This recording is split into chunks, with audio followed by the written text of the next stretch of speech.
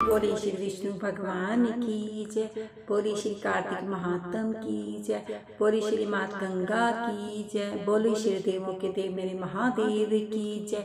आज मैं आपको कार्तिक मास का पहला अध्याय सुना रही हूँ।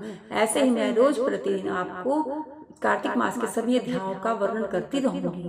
कृपया करके आप इसे श्रवण कीजिए। बोले श्री कार्तिक महात्म की जय। पहला अध्याय। नैमिषारण्य तीर्थ में श्री सूत जी भगवान 88,000 शौनकादिक ऋषियों से बोले, अब मैं आपको कार्तिक मास की कथा विस्तार से सुनाता हूँ, जिसे सुनकर मनुष्य सब प्रकार के पापों से छूटकर अंत में बैंकुट को प्राप्त होते हैं। बोले श्री विष्णु भगवान की जय। सूत जी बोले, श्री कृष्ण जी से आज्ञा लेकर देव ऋषि नारद के चले जाने पर सत्यभामा प्रसन्न होकर लक्ष्मीपति भगवान से कहने लगी, हे नाथ, मैं धन्य हुई, मेरा जीवन सफल हो गया। मेरे जन्मदाता भी धन्य हैं, जिन्होंने मुझ जैसी त्रिलोक्य सुंदरी को जन्म दिया, जो आपकी 16 सहस्त्र स्त्रियों में मैं आपकी प्यारी पत्नी बनी। मैंने वह कल्प वृक्ष आदि पुरुष आपके साथ नारद जी को विधि पूर्वक दान में दे दिया था, परंतु वही कल्प वृक्ष मेरे घर पर लहराया करता है, जिस बात को मृत्यु लोक में कोई भी स्त्री नहीं जानती। हे त्रिलोकीनाथ, मैं आपसे कुछ पूछना चाहती हूँ। आप मुझे विस्तार पूर्वक कार्तिक के महात्म्य का वर्णन कीजिए, कथा सुनाइए, जिसके सुनकर मेरा हित हो। बोले श्री कार्तिक महात्म्य की जय। तथा जिनके करने से कल्प पर्यंत भी आप मुझे से कभी भी विमुख न हो। सूत जी बोले, सत्यभामा के ऐसे वचनों को सुनकर हंसते हुए श्री कृष्ण जी सत्यभामा का हाथ पकड़कर तथा अपने सेवकों को वहीं रोककर ही विलास युक्त अपनी पत्नी को कल्प वृक्ष के नीचे लेकर आए और हंसकर कहने लगे, हे प्रिय, 16 रानियों में से तू मुझे प्राणों के समान प्यारी हो। तुम्हारे लिए मैंने इंद्र से तथा देवताओं से भी विरोध किया था। हे कांते, जो बात तुमने मुझसे पूछी है उस अद्भुत बातों को सुनो। सूत जी बोले, एक दिन श्री कृष्ण भगवान ने सत्यभामा की प्रिय कामना के लिए गरुड़ पर सवार होकर इंद्रलोक जाकर कल्प वृक्ष मांगा। तब इंद्र ने मना कर दिया। गरुड़ का इंद्र से घोर युद्ध हुआ और गोलोक में गरुड़ ने गौओं से युद्ध किया। गरुड़ की चोंच की चोट से गाय के कान पूंछ कट कर गिर गए, जिसके रुधिर से 3 वस्तुएं उत्पन्न हुई। कान से तंबाकू, पूंछ से गोभी और खून से मेहंदी। इन तीनों के प्रयोग करने से मोक्ष की प्राप्ति नहीं होती है। तब गौ ने भी क्रोध में भरकर गरुड़ को मार दिया, जिससे उनके 3 पंख टूटकर गिर पड़े। इसके पहले पंख से नीलकंठ, दूसरे से मोर तथा तीसरे से चकवा चक्री उत्पन्न हुए। हे प्रिय, इनके दर्शन मात्र से ही शुभ फल की प्राप्ति होती है। यह सुनकर सत्यभामा बोली, हे प्रभु, मैंने पिछले जन्म में ऐसे कौन से दान किए, ऐसे कौन से व्रत किए जिससे मैं आपकी अर्धांगिनी हुई। मेरा ऐसा स्वभाव रहा तथा मैं किसकी पुत्री थी। मृत्युलोक में जो मुझे जन्म लेना पड़ा, मैंने ऐसे कौन से शुभ कर्म किए जिससे मैं आपकी अर्धांगिनी हुई। कृष्ण भगवान बोले, हे प्रिय, जो तुमने पूर्व जन्म में शुभ कर्म किए हैं विस्तार पूर्वक कहता हूँ। पूर्व समय में सतयुग के अंत में मायापुरी में अति गोत्र में देव शर्मा नाम का एक ब्राह्मण वेद वेदांत का जानने वाला रहता था। वह रोज अतिथियों की सेवा, हवन और सूर्य भगवान की पूजा किया करता था। उसका तेज सूर्य के समान था। उसने वृद्धावस्था में गुणवती नाम की कन्या उत्पन्न हुई। उसका विवाह उसने अपना पुत्रहीन ब्राह्मण से चंद्र नाम के अपने शिष्य के साथ कर दिया। चंद्र को अपने पुत्र के समान मानता था तथा चंद्र भी उसे अपने पिता के समान ही सम्मान देता था। एक दिन वे दोनों कुश और समिधा लेने के लिए वन में गए हुए हिमालय की तलहटी में भ्रमण करते हुए उन्होंने एक राक्षस को आते हुए देखा। उस राक्षस से भय के मारे उनके सारे अंग स्थिर हो गए। भागने की उनमें समर्थ नहीं रही। तब उस काल के सदृश राक्षस ने उन दोनों को मार डाला। उनके धर्मात्मा होने के कारण मेरे पार्षद उसको मेरे बैंकुट में ले आए, क्योंकि उन्होंने सूर्य भगवान की पूजा की थी, जिसके कारण उस कर्म में दोनों अति प्रसन्न हुए। शिव, सूर्य, गणेश जी, देवी, इन सब देवताओं की पूजा करने वाले सभी स्वर्ग को प्राप्त होते हैं। मैं एक होता हुआ भी काल और कर्मों के भेद से 4 प्रकार का होता हूँ। जैसे एक देव, व्रत, पिता, भ्राता आदि नामों से बोला जाता है। जब वह दोनों विमान पर चढ़े हुए सूर्य के समान तेजस्वी, रूपवान, चंदन और माला धारण किए हुए थे, मेरे भवन में आकर दिव्य भोग भोगने लगे। बोले श्री कार्तिक मास की या प्रथम अध्याय समाप्त हुआ। बोले श्री विष्णु भगवान की जय। बोले श्री कार्तिक महात्म की जय। बोले श्री विष्णु भगवान की जय। अब मैं आपको कार्तिक मास का दूसरा अध्याय सुना रही हूँ। इसमें गुणवती की कथा का वर्णन किया गया है। बोले श्री विष्णु भगवान की जय। भगवान कृष्ण ने कहा, हे देवी गुणवती, अपने पिता व पति को राक्षस के द्वारा मारे जाने का समाचार सुनकर बड़ा विलाप करने लगी। हे नाथ, हे पिता, मुझको त्याग कर तुम कहाँ चले गए? मैं अकेली हूँ, कन्या हूँ, तुम्हारे बिना मैं क्या करूँगी? मेरे भोजन और वस्त्र आदि की व्यवस्था कौन करेगा? घर में स्नेह पूर्वक मेरा पालन पोषण कौन करेगा? मैं कुछ भी नहीं कर सकती। मुझ विधवा की रक्षा कौन करेगा? मैं कहाँ जाऊँ, कहाँ रहूँ? मेरा तो कोई ठिकाना भी नहीं रहा। इस तरह से रोती और बिलखती गुणवती पछाड़ खाकर पृथ्वी पर गिर पड़ी और मूर्छित हो गई। देर तक वहीं पर पड़ी रही। जब उसे होश आया तो अत्यंत करुण विलाप कर शोक सागर में डूब गई। जब कुछ संभल गई तो उसे ध्यान आया कि मुझे पिता और पति का क्रियाक्रम करना है, तभी उनकी गति हो सकेगी। अतः उसने अपने घर की सारी वस्तुएं बेच दी। उनके बेचने से जो भी पैसे मिले उससे अपने पति और पिता का क्रियाक्रम करा और वह इसी नगर में रहती हुई भगवान विष्णु की भक्ति में 8 पहर रहने लगी। उसने जन्म से लेकर मृत्यु तक नियम पूर्वक सारी एकादशियों के व्रत किए। हे प्रिय, ये एकादशियां और कार्तिक व्रत मुझको बड़े ही प्यारे हैं। मुक्ति, भक्ति, पुत्र तथा संपत्ति को देने वाले परम पवित्र हैं। जो मनुष्य कार्तिक मास में जब व्रत करते हैं, सवेरे उठकर स्नान करते हैं, उपासना करते हैं, वह मुझे बहुत ही प्यारे हैं। क्योंकि यदि वह बड़े पापी भी होंगे तो स्नान व व्रत के प्रभाव से उनको मोक्ष की प्राप्ति हो जाती है। जो मनुष्य कार्तिक में स्नान, जागरण, दीपदान तथा तुलसी के वृक्ष की रक्षा करते हैं, वे साक्षात भगवान विष्णु के ही समान तुल्य हो जाते हैं। जो मनुष्य कार्तिक मास में मंदिर में झाड़ू लगाते हैं, स्वास्तिक बनाते हैं, विष्णु पूजा करते हैं, वह जीवन से मुक्त हो जाते हैं। यह सुनकर गुणवती भी प्रतिवर्ष मन लगाकर कार्तिक का व्रत और भगवान विष्णु का पूजन करने लगी है। प्रिय, एक बार वह तेज जवर से ग्रस्त हो गई, दुबली हो गई। फिर भी उसने किसी तरह से गंगा स्नान के लिए चली गई। गंगा तक पहुंची ही थी, परंतु ठंड के कारण वह बुरी तरह से कांप रही थी। वह एकदम स्थिर हो गई। तब वह भगवान विष्णु के दूत उसे मेरे धाम में ले आए। इसके पश्चात ब्रह्मा आदि देवताओं की प्रार्थना पर जब मैंने कृष्ण का अवतार लिया तो उसमें मेरे गण भी मेरे साथ आए और वह सब इस पृथ्वी पर यादव बने। हमारे पिता जो कि पूर्व जन्म में देव शर्मा थे, इस समय सत्राजित हैं। पूर्व जन्म में चंद्र शर्मा जो तुम्हारा पति था वह आकू है। और ये भामनी, तुम वह गुणवती हो जो कार्तिक व्रत का ही प्रताप है, जिसके कारण तुम मेरी अर्धांगिनी बनी हो। पूर्व जन्म तुमने मेरे मंदिर के द्वार पर तुलसी का पौधा लगाया था। वह इस समय मेरे महल के आंगन में कल्प वृक्ष के रूप में खड़ा है। तुमने उस जन्म में दीपदान किया था, जिसके कारण तुम्हारी देह सुंदर है, तुम्हारे शरीर में शोभा है और घर में साक्षात लक्ष्मी निवास करती है। तुमने इस पूर्व जन्म में अपने समस्त व्रतों का फल पति स्वरूप विष्णु को अर्पण कर दिया था। उसी के प्रभाव से तुम इस समय मेरी प्रिय भामिनी हुई हो। पूर्व जन्म में आजीवन तुमने जो नियम के कार्तिक मास का व्रत किया था, उसका यह प्रभाव है कि मेरा और तुम्हारा कभी वियोग नहीं होगा। इस प्रकार जो कोई भी कार्तिक मास में व्रत करते हैं वह मुझे तुम्हारे ही समान प्यारे हैं। वह लोग दूसरे जप, तप, यज्ञ, दान आदि करते हैं। कार्तिक मास में किए गए व्रत के सामने उनका फल बहुत ही थोड़ा होता है, यानी कार्तिक मास के व्रतों का 16वां भाग भी नहीं है। इस तरह से सत्यभामा भगवान श्री कृष्णचंद्र महाराज ने अपने पूर्व जन्म के पुण्य का प्रभाव सुनकर अति प्रसन्न हुई। बोले श्री विष्णु भगवान की जय।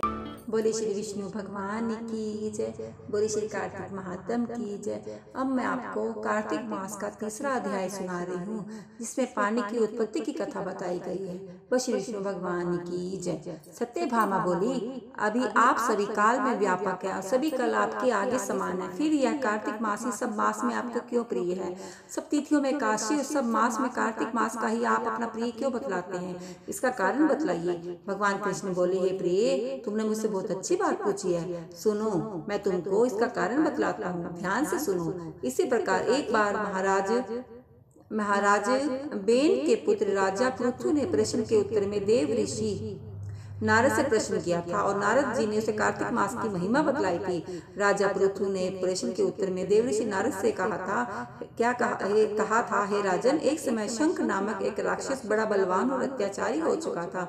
उसने अपने अत्याचार से तीनों लोगों को कंपायमान कर दिया था। उसने शंखासुर ने स्वर्ग में रहने वाले देवताओं को जीतकर इंद्र आदि 10 लोकपालों के अधिकारों को छीन लिया। उससे डरकर सभी देवता सुमेरु पर्वत की गुफाओं में कुटुंबियों के साथ बहुत दिन तक छिपे रहे थे। वे सुमेरु पर्वत की गुफाओं में निश्चित होकर रहने लगे। इधर जब शंख को पता चला कि देवता आनंद से सुमेरु पर्वत पर रहने लगे तो उसने सोचा, ऐसी कोई दिव्य शक्ति जरूर है जिसके कारण अपना अधिकार जाने पर भी देवता बलवान होते हैं। यह सोचते सोचते वह इस परिणाम पर पहुंचा कि यह सब वेद मंत्रों के बल से ही बलवान हो रहे हैं और अगर इनसे वेद मंत्र छीन लिए जाए तो वे अपने बहुत ही निर्बल हो जाएंगे। देवऋषि नारद बोले, ऐसा सोचकर असुर शंख ने भगवान विष्णु को सोते हुए देखकर सत्यलोक में वेद चुराने के लिए पहुंचा। उसको आता देखकर भगवान विष्णु ने उसकी नीयत जानकर उसके डर के मारे बीज मंत्रों के साथ समुद्र के जल में छिप गए। शंख भी वेद मंत्रों तथा बीज मंत्रों को ढूंढता हुआ समुद्र में प्रवेश कर गया, लेकिन ना तो उसको कोई वेद मंत्र मिला, ना ही कोई बीज मंत्र ही मिला। जब शंख समुद्र से निराश होकर वापस लौटा तो उस समय श्री ब्रह्मा जी पूजा की सामग्री लेकर सब देवताओं के साथ विष्णु की शरण में पहुंचे। बोली श्री विष्णु भगवान की जय। और भगवान को गहरी नींद से जगाने के लिए गाजे बजाने लगे। धूप गंध आदि से बार बार उनका पूजन करने लगे। धूप दीप निवेद आदि अर्पण करने पर भगवान की निद्रा भंग हो गई। वे देवताओं सहित श्री ब्रह्मा जी को अपनी पूजा करते देखकर बहुत प्रसन्न हुए और कहने लगे, मैं आप लोगों के कीर्तन और मंगलाचार से अत्यंत प्रसन्न हूँ। आप अपना अभीष्ट मांगिए, मैं अवश्य प्रदान करूंगा। जो मनुष्य अश्विनी शुक्ल पक्ष एकादशी से देवोक्त एकादशी तक ब्रह्म मुहूर्त में उठकर मेरी अर्चना करेंगे, वे तुम्हारी तरह मेरे प्रसन्न होने के कारण सुख को प्राप्त करेंगे। वह जो पाद्य अर्घ आचमन और जल आदि सामग्री आप लोग मेरे लिए लाई हैं, वह अनंत गुणों वाली होकर आपका कल्याण करेंगी।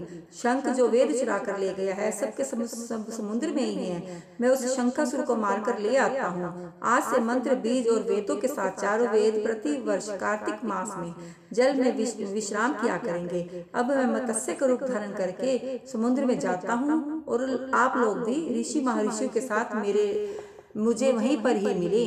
जो कार्तिक मेरे साथ चलें, जो कार्तिक मास में प्रहर रात्रि पहले स्नान करते हैं, वे निश्चय ही अक्षय फल को प्राप्त होते हैं। वे अक्षात में अमृत स्नान का फल प्राप्त करते हैं। हे देवेंद्र, जो कार्तिक मास में व्रत करते हैं उन्हें सब प्रकार से धन पुत्र पुत्री आदि देते रहना, उन्हें सब आपत्तियों से बचाते रहना। हे धनपति कुबेर, मेरी आज्ञा अनुसार तुम उनका धन धान्य बढ़ाते रहना, क्योंकि इस प्रकार का आचरण करने वाले प्राणी मेरा रूप धारण करके जीवन मुक्त हो जाते हैं। जन्म से लेकर मरण उपरांत जिसने विधि पूर्वक यह उत्तम व्रत कर लिया है, वह आप लोगों की तरह ही पूजनीय है। आप लोगों ने मुझे कार्तिक शुक्ल पक्ष एकादशी तिथि को जगाया है, इसलिए यह एकादशी मान्य है और मुझको बड़ी प्रिय है।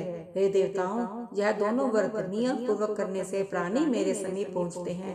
इन व्रतों के करने से जो फल मिलता है वह अन्य व्रतों से नहीं मिलता। इसलिए हर मनुष्य को सुखी और निरोग रहने के लिए कार्तिक महात्म्य और एकादशी की कथा सुनते हुए उपरांत नियमों का पालन करना चाहिए। बोले श्री विष्णु भगवान की। बोले श्री विष्णु भगवान की जय। बोले श्री कार्तिक महात्म की जय। अब मैं आपको चौथा अध्याय का वर्णन सुना रही हूँ, जो चातुर्मास्य के नियमों का वर्णन के बारे में बताया गया है। नारद जी बोले, ऐसा कहकर भगवान विष्णु ने मछली का रूप धारण कर लिया और विंध्याचल पर्वत पर तप कर रहे महर्षि कश्यप की अंजलि के जल में जा पहुंचे। महर्षि कश्यप ने दया करके उसे अपने कमंडल में रख लिया। जब उसने बड़ा रूप धारण कर लिया तो उन्होंने उसे कुएं में डाल दिया। जब कुएं में बिना समा सकी तो उन्होंने उसे तालाब में डाल दिया, और जब वह तालाब में भी ना समा सकी तो उन्होंने उसे समुद्र में डाल दिया। वह वहां पर भी बढ़ने लग गई। फिर उस मत्स्य रूपी नारायण ने उससे शंखचूड़ को मार डाला। इसके पश्चात शंख को हाथ में लेकर बद्रीवन में आ पहुँचे।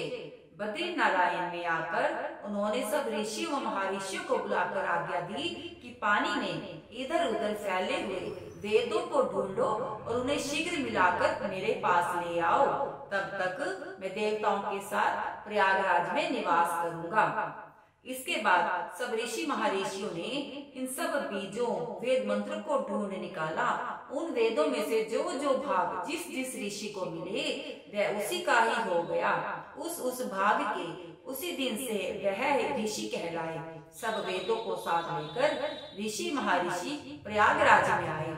उन्होंने वे सब भगवान विष्णु व ब्रह्मा जी को समर्पित कर दिए। ब्रह्मा जी ने वेदों को पाकर बड़े प्रसन्न हुए। उन्होंने देवताओं और ऋषियों के साथ अश्वमेध यज्ञ किया।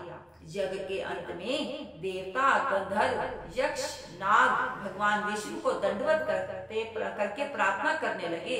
देवताओं ने कहा, हे देव, हे जगन्नाथ, हे प्रभु, हमारी प्रार्थना सुनिए। हम लोगों के हर्ष का समय है, इसलिए आप हमें वरदान दीजिए। नष्ट हुए वेद पुनः श्री ब्रह्मा जी को प्राप्त हो गए। हे लक्ष्मीपते, आपकी अनुकंपा से हम देवताओं को यक्ष का भाग भी मिला है।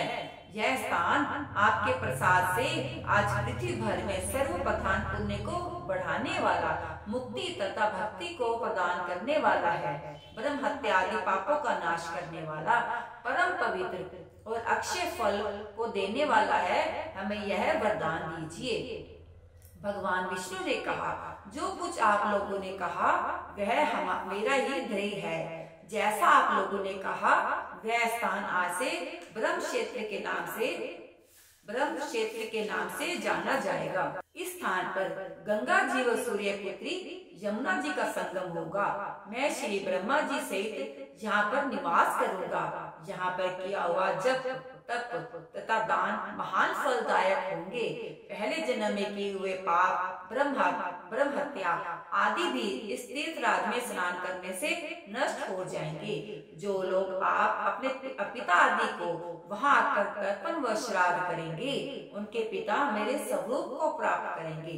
वह तीनों की मुक्ति को प्राप्त करेंगे। मकर संक्रांति पर माघ मास में प्रातःकाल यहाँ पर आकर जो प्रतिदिन जो स्नान करेंगे, उनके दर्शन मात्र से ही सभी पाप मिट जाते हैं। ठीक उसी तरह जिस तरह सूर्य के तेज से अंधकार का नाश हो जाता है। हे मुनिवर, मेरे वचन ध्यान से सुनिए। मैं सर्वत्र व्याप्त रहता हूँ, हुआ भी हूँ, हमेशा रहूंगा। हमेशा बद्री नारायण में निवास करता हूँ। सैकड़ों वर्ष तक किसी दूसरे स्थान पर तप करने का जो फल मिलता है, वही फल यहाँ एक दिन में मिल जाएगा। जो मेरे स्थान बद्रिकाश्रम का दर्शन करेंगे वह जीवन में मुक्ति को पाएंगे। उनके समस्त पाप नष्ट हो जाएंगे। सूत जी बोले, ऐसा कहकर भगवान विष्णु अंतर ध्यान हो गए और देवतागण भी अपने अपने अंशों को वहीं छोड़कर चले गए। जो मनुष्य कथा को श्रद्धापूर्वक सुनते हैं वह श्री प्रयागराज व बद्रिकाश्रम जाने व स्नान करने के समान फल प्राप्त करते हैं।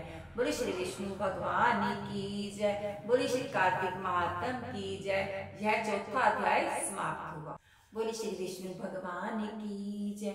बोले श्री कार्तिक महात्म की जय। अब मैं पांचवें अध्याय के महात्म्य का वर्णन कर रही हूँ। राजा पृथु ने कहा, हे मुनि जी, आपने कार्तिक मास में स्नान का फल कहा। अब अन्य मासों में विधिवत स्नान करने की विधि, नियम और अध्यापन की विधि भी मुझे बतलाइए। देव ऋषिनाथ बोले, हे राजन, आप भगवान विष्णु के अंश से उत्पन्न हुए हैं, अतः यह बात आपको मालूम ही है। फिर भी मैं आपको यथोचित विधान बतलाता हूँ, ध्यान से सुनिए। अश्विनी मास में शुक्ल पक्ष की एकादशी से कार्तिक के व्रत करने चाहिए। सुबह ब्रह्म मुहूर्त में उठकर जल का पात्र लेकर गांव के बाहर पूर्व या उत्तर दिशा में जाएं। दिन में अथवा शाम को कान पर जनेऊ चढ़ाकर, पृथ्वी पर घास बिछाकर, सिर को कपड़े से ढककर, मुंह को बलपूर्वक भली भांति बंद करके, थूक व सांस को रोककर, मल व मूत्र का त्याग करने के पश्चात मिट्टी व जल से भली भांति अपने गुप्तांगों को धोवें। तत्पश्चात जो मनुष्य दातुन, मुख शुद्धि नहीं करता, उनके सभी मंत्र निष्फल हो जाते हैं। अतः दांत और जीभ को यत्न पूर्वक शुद्ध करना चाहिए और निम्नलिखित मंत्र पढ़कर वृक्ष से दातुन तोड़नी चाहिए। हे बृहस्पति, तुम हमें आयु, कीर्ति, तेज, प्रजा, पशु, संपत्ति, महाज्ञान, बुद्धि, विद्या को प्रदान कीजिए। यह मंत्र पढ़कर दूध वाले वृक्ष पर से 12 अंगुल की दातुन तोड़कर व्रत या श्राद्ध के दिन दातुन नहीं करना चाहिए। यह मंत्र पढ़कर दूध वाले वृक्ष पर से 12 अंगुल की दातुन तोड़ कर करें। व्रत या श्राद्ध के दिन दातुन नहीं करना चाहिए। प्रतिपदा, अमावस्या, नवमी, छठी, रविवार को चंद्र तथा सूर्य ग्रहण में दातुन करनी चाहिए। कटीले पेड़, कपास, पीपल, बरगद और निर्गंध इन पेड़ों की दातुन करनी चाहिए। इसके पश्चात भली भांति स्नान करके फूल, माला, चंदन और पान इत्यादि पूजा की सामग्री लेकर प्रसन्न मन व भक्ति भाव से भगवान शंकर के मंदिर में जाना चाहिए। वहां सभी देवी देवताओं को अर्घ आचमनीय आदि वस्तुओं से अलग अलग पूजन करना चाहिए। फिर भक्तों के स्वर में स्वर मिलाकर श्री हरि का कीर्तन करना चाहिए। मंदिर में जो गायक भगवान श्री हरि का कीर्तन करने आए हो, उन्हें माला, चंदन, तांबुल आदि से उनका पूजन करना चाहिए, क्योंकि देव स्थानों में भगवत कीर्तन करने वाले भी साक्षात भगवान विष्णु की मूर्ति होते हैं। यह लोग सतयुग में विष्णु जी को अपनी तपस्या, योग और दान द्वारा भगवान को प्रसन्न करते थे, मगर कलयुग में भगवत गुणवान ही भगवान श्री हरि को प्रसन्न करने का प्रधान साधन माना जाता है। नारद जी ने राजा पृथु से कहा, हे नारद, मैं बैंकुट अथवा योगियों के हृदय में भी नहीं रहता, अपितु जहाँ मेरे भक्त मेरा कीर्तन करते हैं वहाँ पर मैं अवश्य ही रहता हूँ। जो मनुष्य चंदन, माला आदि से मेरे भक्तों का पूजन करते हैं, उनसे मेरी प्रीति ऐसे होती है जैसे कि मेरे पूजन से भी नहीं हो सकती। शिरीष, धतूरा, गिरजा, चमेली, केसर और कंदार तथा कटहल के फूलों व अक्षत्रों से भगवान विष्णु की पूजा नहीं करनी चाहिए।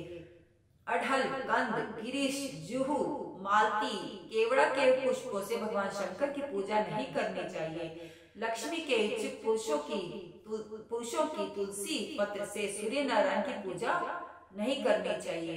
जिन देवताओं की पूजा में जो फूल निषेध हो, जो फूल निर्दिष्ट हो, उन्हीं से उनका पूजन करे।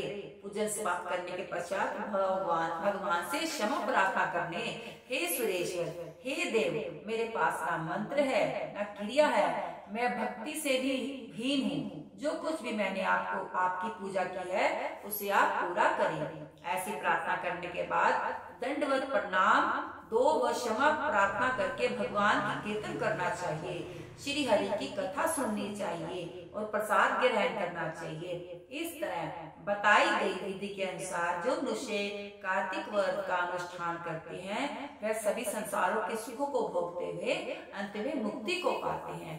वह श्री कार्तिक महात्म की जय। जय। 5वां अध्याय समाप्त हुआ।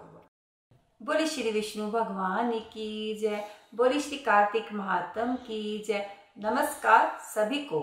आज कार्तिक मास कथा का 6वां अध्याय आपको सुनाने जा रही हूँ। आपको अच्छा लगे तो वीडियो को शेयर करें और चैनल को ज्यादा से ज्यादा सब्सक्राइब करें। 6वां अध्याय। नारद जी ने कहा, जब 2 घड़ी रात शेष रह जाए तब तिल, कुश, अक्षत, चंदन आदि लेकर शुद्ध होकर जलाशय पर जाएं। नहर की अपेक्षा नदी में स्नान करने से 10 गुना फल मिलता है और नदी की अपेक्षा संगम में स्नान करने से ज्यादा फल मिलता है और तीर्थ पर स्नान करने से इन सबसे 2 गुना फल मिलता है।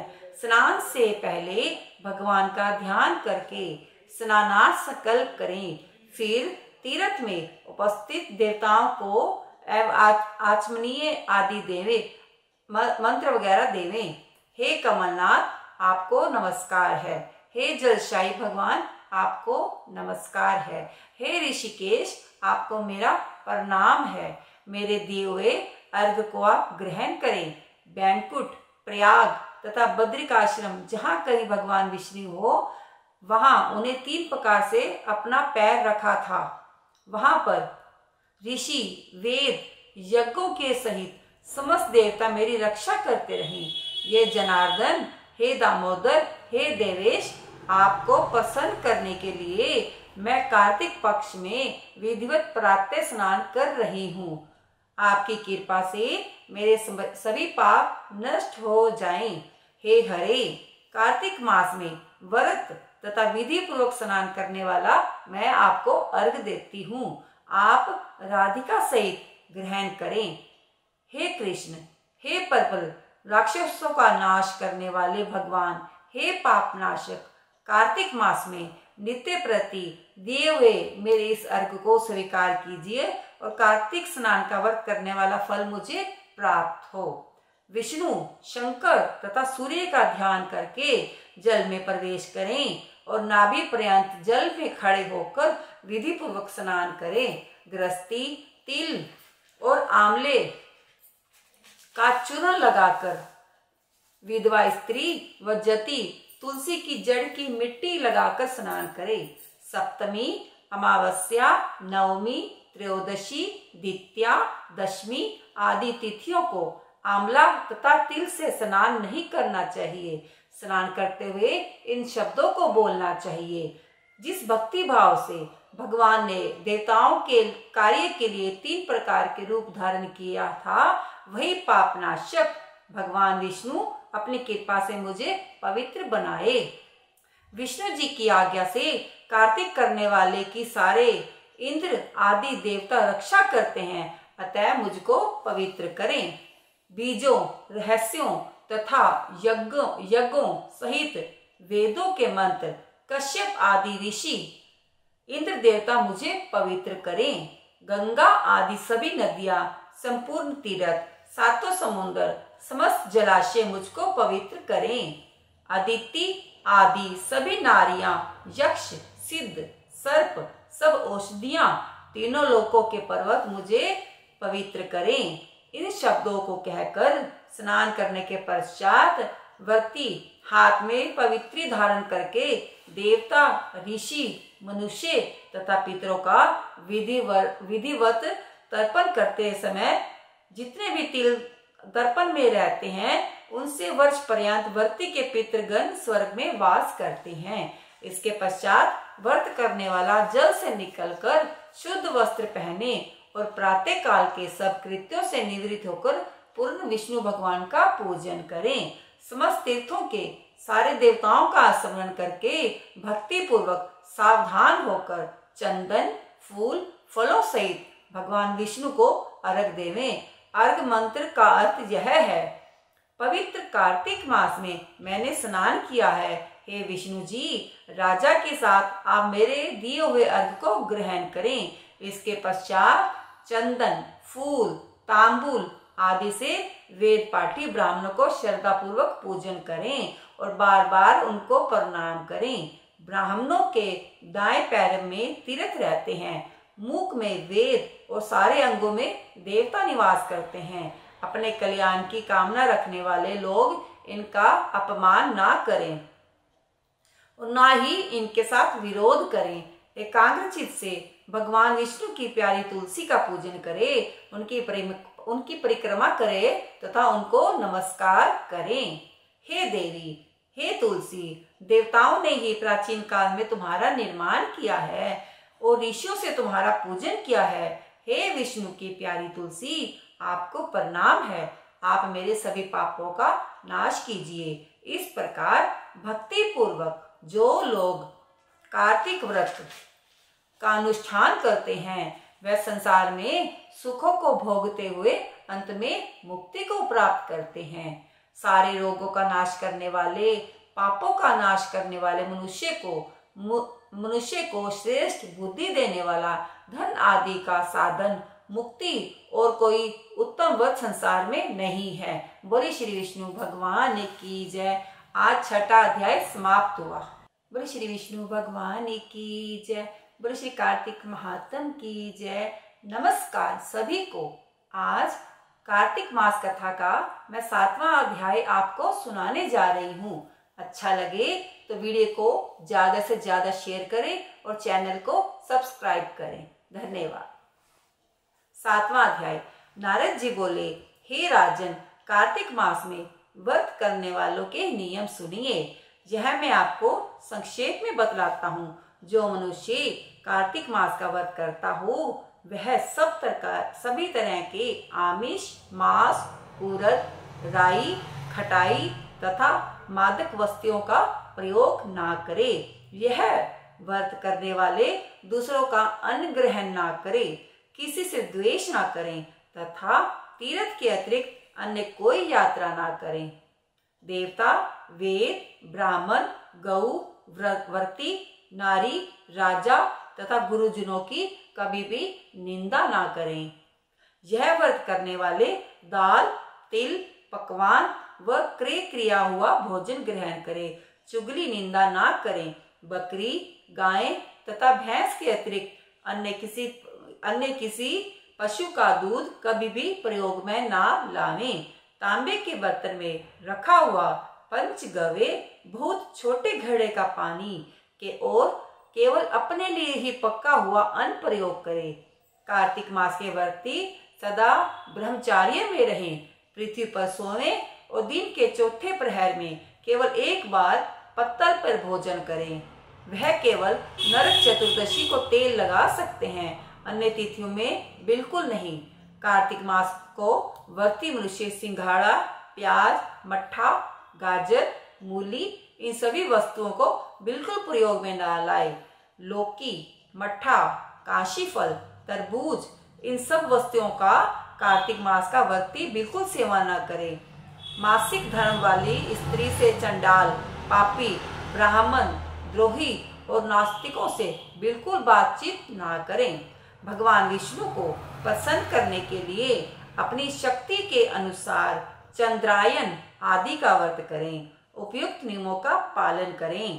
कार्तिक का व्रत करने वाला मनुष्य प्रतिपदा को कुम्हड़ा, द्वितीया को कलहड़, तृतीया को तरुणी स्त्री, चतुर्थी को मूली, पंचमी को बेल, षष्ठी को तरबूज, सप्तमी को आंवला, अष्टमी को नारियल, नवमी को मूली, दशमी को लौकी, एकादशी को परवल, द्वादशी को बेर, त्रयोदशी को मट्ठा, चतुर्दशी को गाजर तथा पूर्णिमा को शाक या वस्तु प्रयोग ना करें।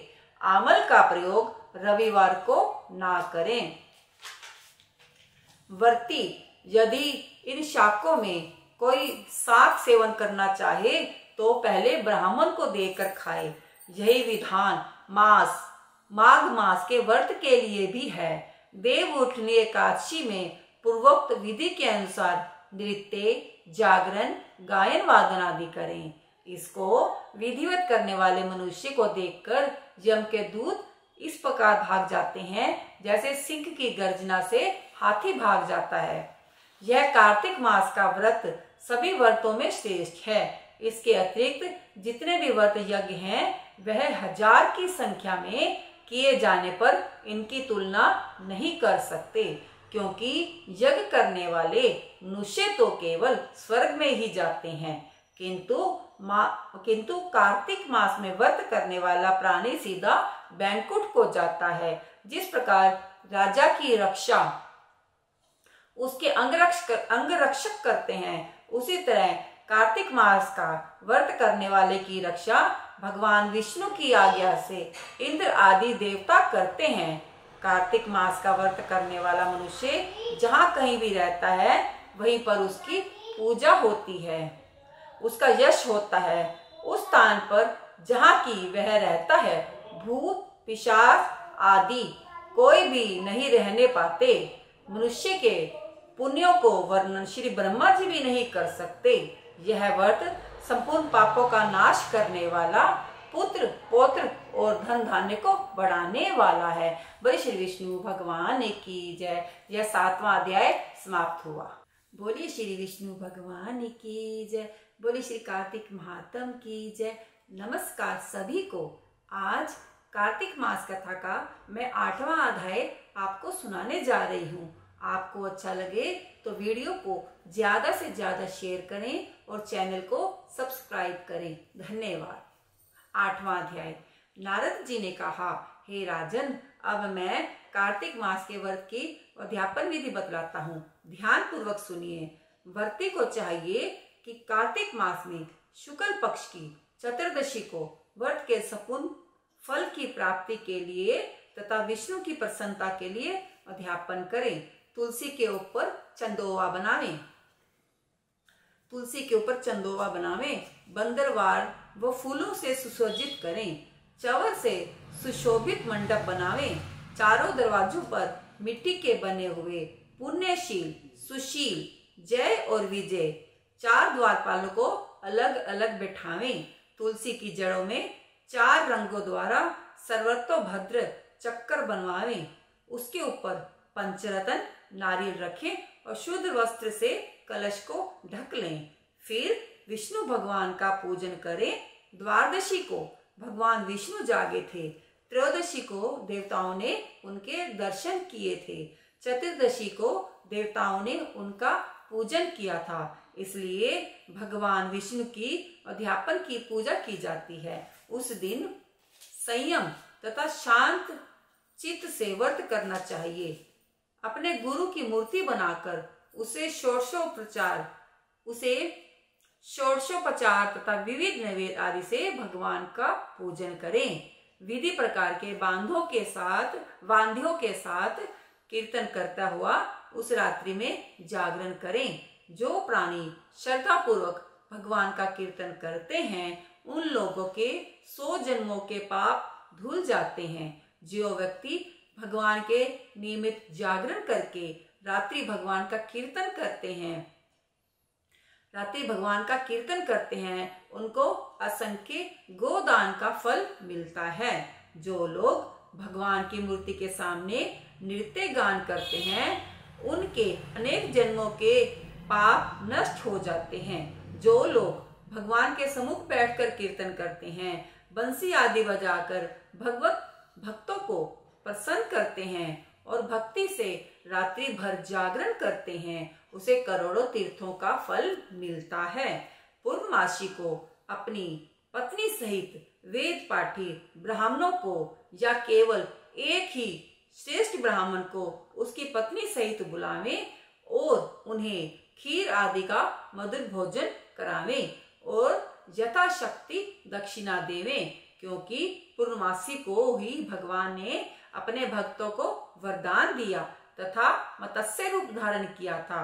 अतएव उस दिन जो दान, हवन, जप आदि भगवान विष्णु के निमित्त किया जाता है वह अक्षय फल को देने वाला होता है। इसलिए व्रती 3 या 1 ब्राह्मण को पत्नी सहित सामर्थ्य अनुसार भोजन करावें। उन ब्राह्मणों को अपनी सामर्थ्य के अनुसार दक्षिणा देकर प्रणाम करें। बाद में भगवान विष्णु की पूजा करके अन्य देवताओं तथा तुलसी व कपिला गाय का पूजन करें। व्रत की कथा सुनाने वाले गुरु व उपरोक्त ब्राह्मण को वस्त्र आभूषण आदि से पूजन करके उनसे क्षमा प्रार्थना करें और प्रार्थना के मंत्र का अर्थ यह है, आप सब लोगों की अनुकंपा से मुझ पर भगवान सदा प्रसन्न रहें। इस व्रत को करने से मेरे 7 जन्मों के पाप किए हुए नष्ट हो जाएं, मेरी संतान चिरंजीवी हो। इस पूजा के द्वारा मेरी सभी इच्छाएं पूर्ण हो। मेरी मृत्यु होने के बाद मुझे अतिशय दुर्लभ विष्णु लोक प्राप्त हो। इस व्रत करने वाले इस प्रकार ब्राह्मणों से क्षमा की प्रार्थना करें और उनको प्रसन्न करके विदा करें। पूजा की सारी वस्तुओं के साथ गाय भी गुरु को दान में दे देवें। इसके पश्चात घर वालों और मित्रों के साथ भोजन करें। कार्तिक और माघ मास के अध्यापन के नियम इसी प्रकार बतलाए गए हैं। इस तरीके से जो प्राणी कार्तिक मास का व्रत और अध्यापन करते हैं वह पाप रहित होकर मनवांछित कामनाओं को प्राप्त करते हैं। बोले श्री विष्णु भगवान की जय। यह 8वां अध्याय समाप्त हुआ। बोले श्री कार्तिक मास की जय। आज मैं आपको कार्तिक महात्म्य का 9वां अध्याय सुनाने जा रही हूँ। वो श्री विष्णु भगवान ने की जय। राजा पृथु बोले, हे श्रेष्ठ मुनि नारद जी, आपने कार्तिक मास के व्रत में जो तुलसी की जड़ में भगवान विष्णु का निवास बताकर उस स्थान की मिट्टी को पूजा करना बतलाया है, अतः मैं श्री तुलसी जी के महात्म्य को सुनना चाहता हूँ। तुलसी कहाँ और कैसे उत्पन्न हुई, यह बताने की कृपा कीजिए। नारद जी ने कहा, राजन, आप सावधान होकर तुलसी जी की महत्ता तथा उनके जन्म का प्राचीन इतिहास सुनिए। एक समय जब देवगुरु बृहस्पति और देवराज इंद्र कैलाश पर्वत पर आकर शंकर जी का दर्शन करने गए तो भगवान शंकर ने अपने भगत की परीक्षा ली। उस जटाधारी दिगंबर ने उनके मार्ग में अवरोध डाला। यद्यपि वह तेजस्वी, शांत, लंबी भुजा, चौड़ी छाती वाले गोरखपुर अपने विशाल नेत्रों से युक्त तथा सिर पर जटाधारे वैसे ही बैठे थे, तथापि उस भगवान शंकर को ना पहचान कर इंद्र ने उनका नाम, धाम तथा परिचय पूछा और कहा, शंकर जी अपने स्थान पर हैं या कहीं पर गए हैं। इस पर उस तपस्वी ने कुछ नहीं कहा, परंतु त्रिलोकीनाथ के ऐश्वर्य से गर्वित होकर इंद्र कब तक चुप रहते। उन्होंने क्रोध करके तपस्वी से घुड़क कर कहा, अरे मैं पूछता हूँ, तू उत्तर क्यों नहीं देता है? मैं अभी तुझे वज्र मारता हूँ, फिर देखता हूँ तुम दुर्गति की रक्षा कौन करता है। ऐसा क्रोध हो इंद्र ने ज्यों ही उस दिगंबर को मारने के लिए हाथ में वज्र लिया, त्यों ही भगवान शंकर ने वज्र सहित इंद्र का हाथ स्तंभित कर दिया और विकराल नेत्र कर भगवान शंकर ने उस ओर देखा। वैसा ही विदित हुआ मानो वह दिगंबर प्रज्वलित हो उठा है और तेज से जला देगा। भुजाएं स्तंभित होने से इंद्र के क्रोध और दुख का अंत ना रहा, परंतु ज्यों ही बृहस्पति जी ने उस पुरुष को प्रज्वलित होते देखा, त्यों ही अपनी बुद्धि से उसने शंकर भगवान को जानकर प्रणाम किया और दंडवत कर भूस्ती स्तुति भी की। फिर इंद्र ने भी भगवान शंकर से कहा, हे दीनानाथ, हे महादेव, आप क्रोध रोक कर इंद्र के अपराध को क्षमा कीजिए। बृहस्पति जी की यह वचन सुनकर महेश्वर गंभीर वाणी से बोले, मैं अपने नेत्रों से निकाले हुए इस क्रोध को कहाँ पर डालूं? तो बृहस्पति ने कहा, भगवान, भक्तों पर दया करनी चाहिए। आप अपना भक्त वत्सल नाम सार्थक कीजिए। आप अपने तेज को कहीं और स्थापित करके इंद्र का उद्धार कीजिए। तब भगवान शंकर ने गुरु बृहस्पति से कहा, मैं तुम्हारी स्तुति से अत्यंत प्रसन्न हूँ। जो तुमने इंद्र को जीवन दान दिलवाया है, मैं विश्वास करता हूँ कि मेरे नेत्रों की अग्नि अब इंद्र को पीड़ित ना कर सकेगी। बृहस्पति देव से ऐसा कहकर भगवान शंकर ने अपने माथे से निकले हुए अग्निमय तेज को अपने हाथ में लेकर क्षीर सागर में डाल दिया। फिर लीलाधारी भगवान अंतर्धान हो गए। इस प्रकार जिनको जानने की इच्छा थी उसे जानकर इंद्र और बृहस्पति देवता अपने अपने स्थान को चले गए। बोले श्री विष्णु भगवान की जय। बोले श्री कार्तिक महात्म्य की जय। आज मैं आपको कार्तिक महात्म्य का 10वां अध्याय सुनाने जा रही हूँ। बोले श्री विष्णु भगवान की जय। 10वां अध्याय। राजा पृथु ने कहा, हे देव ऋषि, आपको नमस्कार है। कृपा करके आप यह कहिए कि जिस समय भगवान शंकर ने अपने माथे का तेज क्षीर सागर में डाल दिया तो उस समय क्या हुआ? नारद जी ने कहा, हे राजन, जब भगवान शंकर ने अपना वह तेज सागर में डाल दिया तो उस समय वह शीघ्र ही बालक होकर गंगा सागर के संगम पर बैठकर संसार को भय देने वाला रुद्रन करने लगा। उसके रुदन से समस्त संसार व्याकुल हो उठा। लोकपालों के मन में भी व्याकुलता हुई। चराचर चलायमान हो गया। शंकर सुवन के रुदन से ब्रह्मांड व्याकुल हो गया। समस्त देवता और ऋषि मुनि व्याकुल होकर पितामह श्री ब्रह्मा जी की शरण में गए और सबने मिलकर श्री ब्रह्मा जी को प्रणाम किया और स्तुति की। फिर कहा, हे पितामह, यह बड़ा भयंकर समय उपस्थित हुआ है। हे महायोगी, इसका नाश कीजिए। तब देवताओं की ऐसी बात सुनकर श्री ब्रह्मा जी सत्य लोक से उतरकर उस बालक को देखने के लिए समुद्र तट पर आए। समुद्र ने ब्रह्मा जी को आता देखकर प्रणाम किया और बालक को उठाकर श्री ब्रह्मा जी की गोद में दे दिया। तब विस्मित होकर श्री ब्रह्मा जी ने पूछा, हे सागर, तुम शीघ्र बताओ कि यह बालक कौन है। समुद्र ने विनम्र शब्दों में कहा, हे प्रभु, यह तो मैं नहीं जानता, किंतु मुझे इतना अवश्य ज्ञात है, यह गंगा सागर के संगम पर प्रकट हुआ है।